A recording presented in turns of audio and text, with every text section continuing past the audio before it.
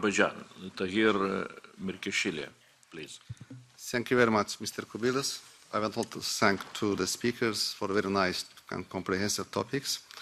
So, agenda of Azerbaijan is very rich actually, because end of this year we will have the COP29. I think this is one of the biggest events in our regions, not for Azerbaijan, but I think the full Azerbaijan, Armenia, Georgia, I think for the world maybe, because we have a big and very serious threats in front of the Earth planet, and we have to solve it together actually.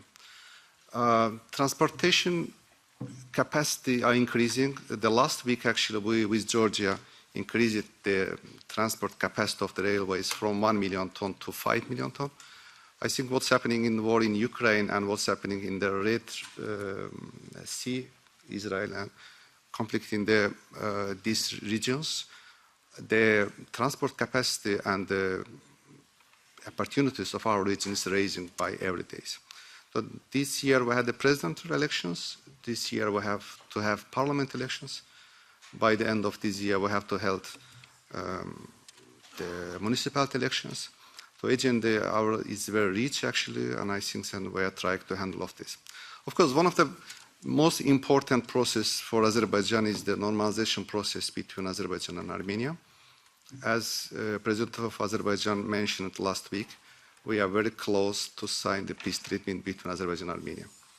And we hope actually, and we want to put an end to all of the dispute between Azerbaijan and Armenia and to sign the peace treatment.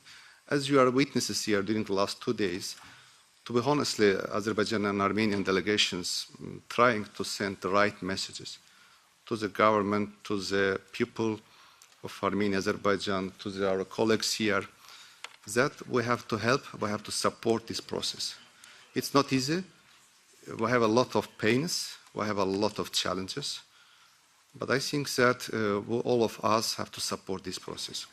I want to mention that I was very disappointed to hear the speech of Mr. Simanyan, Speaker of Armenia here, who regrets that all the member of parliaments actually have to select to use the right language or the language that should take us to the peace process, not to use the language that we used during the last 30 years.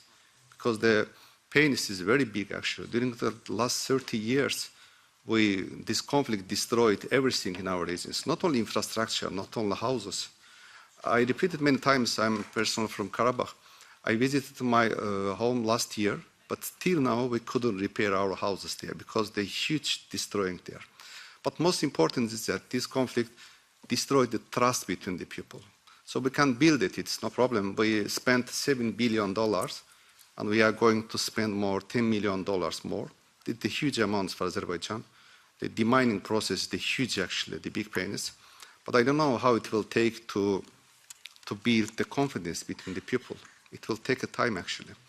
So that's why we should think about it, that when we deliver the messages, when we use the language, we didn't do any ethnic cleansing in Karabakh.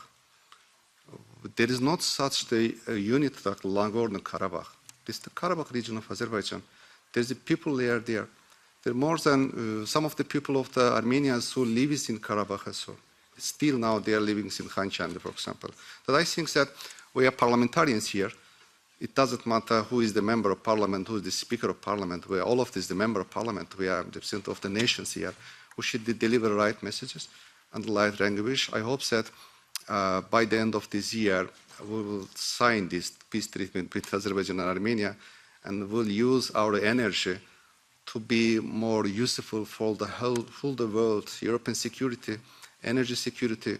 We have to decrease the level of the poverty to help each other, as you mentioned it just before. Together, we have very serious challenges than to accuse each other. Thank you very much. Okay.